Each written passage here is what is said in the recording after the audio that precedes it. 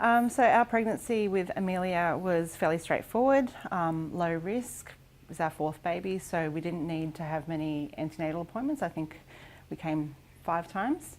And yeah, we reached up until 40 weeks one day and then came into hospital in very, very active labour. The midwife did a quick observation and found that I was only 2 centimetres dilated, but I remember her words to me were, "You're not going to be pregnant for very long, this baby's on its way." And she started to do a Doppler check, and that's when she found that there was no heartbeat at that point, but I wasn't worried because I was standing up contracting, least of my worries. So she got me down laying on the bed and tried to get the heartbeat then. Apparently when she asked me, "Where did you last feel baby move?" that was sort of alarm bells for her because I couldn't remember at that point. But for me it was a normal thing. For Amelia, she used to be quite quiet during the day and would have a big party at night, so I still wasn't worried.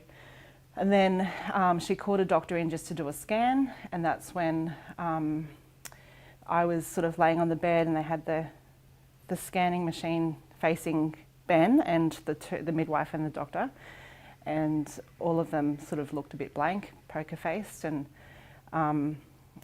still didn't say much and just said, "We're going to get a more senior doctor to come in." And that's the point where they said there's no heartbeat. Normally with the other scans we've had, you can see the heart moving, beautiful. And yeah, I guess, you know, I could see it on the screen, and it's just like you sink into an abyss of darkness, I guess. And you know, and then I guess I didn't really want to say. He just kept. He didn't say anything. Say anything like a positive, like yes, there's no heartbeat. You know, I guess I left that to the doctors. I was at some point just kind of hoping that they'd all be wrong. I think I told them, "You're all wrong.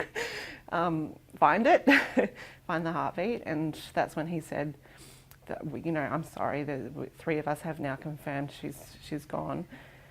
And she was born absolutely perfect, wasn't she? She had some marks on her face from bruising, but other than that, she was just this angelic little perfect body.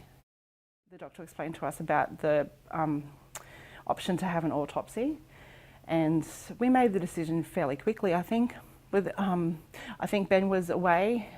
He'd gone home for half an hour to get some sleep, and he'd come back, and that's when they sort of spoke to us about it. And we decided fairly quickly that yes, we would do that just to find out what happened. And you had your own reasons for that. I guess just to rule out, you know, any just to come back with a, you know, positive affirmation. I guess try and find something, you know, a reason. Yeah.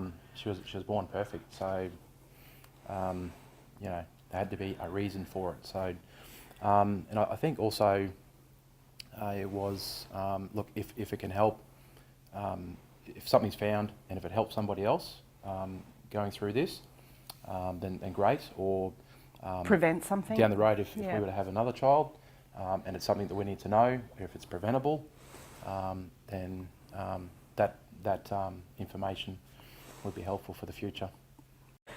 There was a reason, there was a cause, nothing that any of us could have done about it. It was, you know, had we been at a growth scan every week, we still may not have had any answers. And that was a relief, because I'd thought, you know, we'd only had 5 appointments, had we been seen more often, but knowing that it was just a force of nature and nothing anyone could have done could have changed it. So, but overall relief, I guess, to know, to have a bit of closure, and to move on with the next phase of our lives. So, yeah.